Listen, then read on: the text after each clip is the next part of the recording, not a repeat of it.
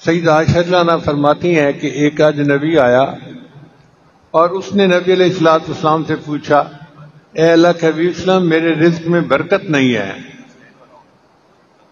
یہ وہ شکایت ہے جو ہر بندہ ہی تقریباً آج کر رہا ہے۔ تو نبی علیہ السلام نے فرمایا کہ آیت الکرسی کہاں گئی؟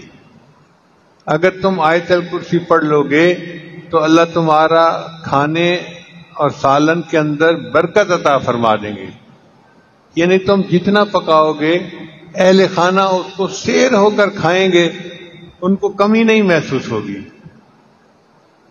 ہم اپنے وسائل کی کمی کا تو شکوہ کرتے رہتے ہیں، تنخواہ تھوڑی ہے، فلاں ہے، فلاں ہے، فلاں ہے، اس طرف دھیان نہیں جاتا کہ ہم آیت الکرسی پڑھیں تاکہ ہمارے رزق میں برکت پیدا ہو جائے۔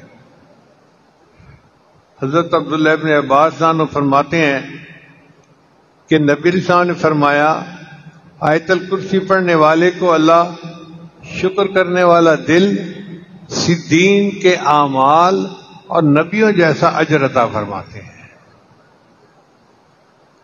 کتنی بڑی نعمتیں جو مل رہی ہیں، شکر کرنے والا دل، صدیقین کے اعمال اور نبیوں کے جیسا اجر عطا فرماتے ہیں۔